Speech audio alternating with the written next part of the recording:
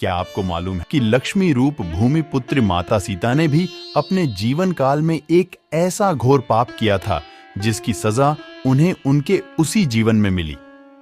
ये जानने के बाद भी कि वो जो कर रही हैं वो सही नहीं है, फिर भी सीता माता ने एक ऐसा कदम उठाया जिसने उनको उनके पति से ही अलग कर दिया। क्या था वो पाप और किस श्राप के कारण सीता माता को पति वियोग से गुजरना पड़ा? यह जानने के लिए हमारे साथ वीडियो में बने रहिए और वीडियो को लाइक और चैनल को सब्सक्राइब कर लीजिए। जनक राजवंश के एक राजा थे। राजा जनक एक बार यज्ञ के लिए जमीन जोत रहे थे। इस समय जमीन से उन्हें एक छोटी सी कन्या मिली। कन्या के सुंदर नयन नक्श को देखकर राजा बहुत खुश हुए, इसलिए उन्होंने उसे कन्या को अपनी पुत्री के रूप में गोद ले लिया। यही कन्या सीता के नाम से जानी गई। जब सीता थोड़ी बड़ी हुई तो एक दिन वो अपनी सहेलियां के साथ अपने महल के बगीचे में घूम रही थी, तो उनकी नजर तोते के एक जोड़े पर पड़ी। ये जोड़ा आपस में कुछ बातें कर रहा था। तोते के जोड़े को आपस में बातें करते देख माता सीता के अंदर जिज्ञासा उत्पन्न हुई कि ये दोनों क्या बातें कर रहे होंगे। तोता का जोड़ा एक पेड़ पर बैठकर सीता जी के बारे में ही बातें कर रहा था। तोते के मुख से अपने भविष्य की चर्चा सुनकर सीता जी को बड़ा आश्चर्य हुआ। उनमें से मादा तोता बोल रही थी कि पृथ्वी पर श्री राम नाम से विख्यात एक बड़े सुंदर राजा होंगे और उनकी महारानी का नाम जानकी होगा। श्री राम देवी जानकी के साथ कई वर्षों तक राज करेंगे। धन्य है वो जानकी देवी और धन्य है वो जिन्हें प्रभु श्री राम जैसे राजा मिलेंगे। एक साधारण तोता के मुख से अपनी पति का नाम सुनकर माता सीता अचंभित हो गई। उन्हें अपने बारे में और जानने जागृत हुई, इसलिए माता सीता ने अपने महल के पहरेदारों को बोलकर दोनों पक्षियों को पकड़ लिया और फिर पूछा, तुम दोनों पक्षियों को भविष्य के बारे में इतना ज्ञान कहां से प्राप्त हुआ? तब पक्षियों ने बताया कि इससे पहले हम ऋषि वाल्मीकि के आश्रम में रहा करते थे, जहां रोज राम और सीता के जीवन के बारे में बताया जाता है, इसलिए हमें उन दोनों के बारे में हर चीज कंठस्थ याद हो गई है। सीता जी ने जब यह सुना तो उन्होंने सोचा कि ये दोनों पक्षी को बहुत जानकारी है, क्यों ना मैंने बहला फुसलाकर अपने जीवन से जुड़ी सारी बातें पूछ लूं। ये सोचकर माता सीता दोनों पक्षियों से कहती हैं कि तुम दोनों बहुत सुंदर हो। देखो, तुम दोनों को डरने की जरूरत नहीं है, मैं तुम्हें कोई नुकसान नहीं पहुंचाऊंगी। तुम बस मुझे ये बताओ कि राम कौन है और उनका विवाह जानकी से कैसे होगा।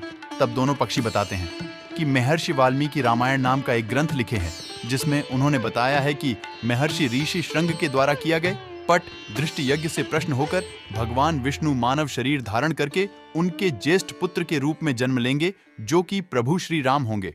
बड़े होने पर श्री राम महर्षि विश्वामित्र और अपने छोटे भाई लक्ष्मण के साथ हाथ में धनुष लिए मिथिला आएंगे और वहां शिव जी के धनुष को तोड़कर जानकी से विवाह करेंगे।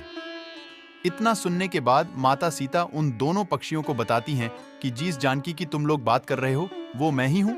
मैं सीता हूँ और मैं जानकी भी हूँ, इसलिए तुम बताओ कि मेरे प्रभु श्री राम कैसे दिखते हैं। इस पर तोता माता सीता को बताता है कि श्री रामचंद्र का मुख कमल के समान सुंदर है। उनके नेत्र बड़े बड़े और खिले हुए हैं, उनकी नाक ऊंची, और उनकी सुंदरता का क्या वर्णन करूं। उनके गुण का बखान तो 100 मुख वाला भी नहीं कर सकता। दोनों पक्षी आगे एक साथ कहते हैं, माता जानकी, आपको रघुनाथ जी की पत्नी बनने का सौभाग्य मिला है। आपकी जोड़ी तीनों लोक में सबसे अद्भुत होगी। इतना सुनकर देवी सीता पुनः उनसे सवाल पूछती हैं और वह तोते का जोड़ा फिर से उनके सवालों का जवाब देता है।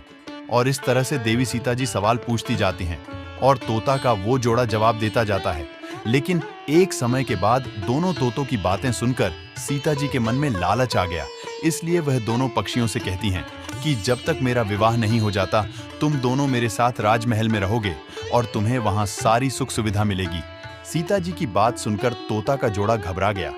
तोता माता सीता से कहता है कि हे जनक पुत्री, हम आसमान के पंछी हैं, पिंजरे में बंद रहकर हम जीवित नहीं रह पाएंगे, इसलिए आप हमें आजाद कर दीजिए। तोता के बहुत ज्यादा विनती करने पर माता सीता ने तोता को छोड़ दिया, लेकिन उन्होंने बाद मादा तोता को नहीं छोड़े और कहा कि अब यह मेरे साथ रहेगी। इस पर तोता माता सीता से कहता है, मेरी पत्नी गर्भवती है, इसीलिए ऐसे समय में उसको जाने दें। हम दोनों एक दूसरे का वियोग सहन नहीं कर सकते, इसलिए आप मेरी पत्नी को जाने दीजिए। लेकिन माता सीता ने तोता की एक भी नहीं सुनी। इस पर मादा तोता ने माता सीता से गिड़गिड़ाते हुए कहा, मैं गर्भवती हूँ, आप मुझ पर रहम करें, मुझे जाने दे।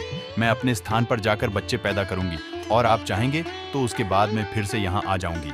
लेकिन देवी सीता अभी भी मादा तोता को छोड़ने को तैयार न थी।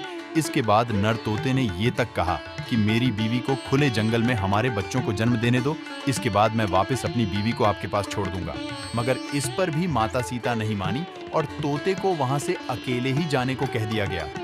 थोड़े दिन गुजरने के बाद मादा तोते ने पिंजरे में पति वियोग के कारण दम तोड़ दिया। अब जब नर तोता अपनी पत्नी से मिलने महल पहुंचा तो उसने वहां देखा कि उसकी गर्भवती पत्नी प्राण त्याग चुकी है।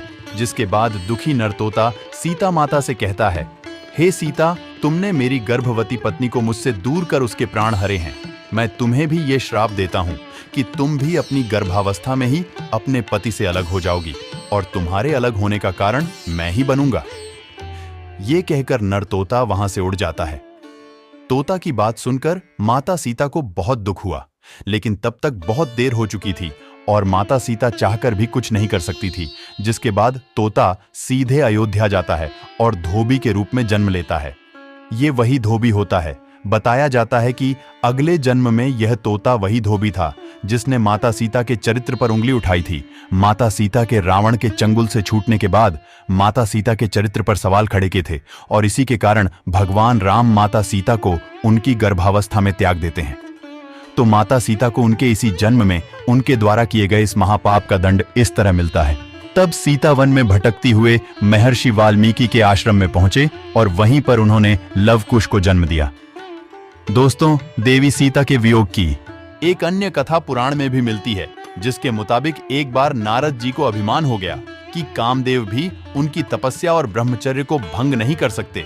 जब उन्होंने ये बात आराध्य देव भगवान विष्णु को बताएं, तब विष्णु जी ने नारद जी के घमंड को तोड़ने के लिए योजना बनाई और जब नारद मुनि जाने लगे तो उन्हें रास्ते में एक महल दिखाई दिया, जिसके अंदर की राजकुमारी को देखकर नारद जी मोहित हो गए।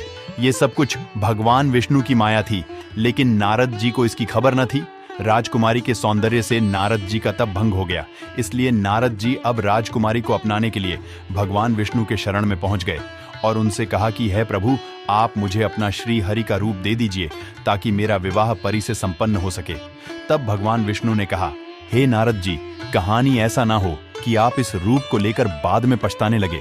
दरअसल नारद जी राजकुमारी का रूप देखकर भूल गए थे कि भगवान विष्णु का रूप एक वानर का भी है और नारद जी के घमंड को तोड़ने के लिए भगवान विष्णु ने अपना वानर रूप ही नारद जी को दे दिया। जब नारद जी राजकुमारी के स्वयंवर में पहुंचे तब पूरी सभा नारद जी के बानर वाले मुख को देखकर हंसने लगी और राजकुमारी ने भी इनके मुख को देखकर उन्हें वरमाला नहीं पहनाने कहा जाता है कि इस समय भगवान विष्णु उसे सभा में पधारे, जिन्हें देखकर राजकुमारी ने उनको माला नहीं पहनाई।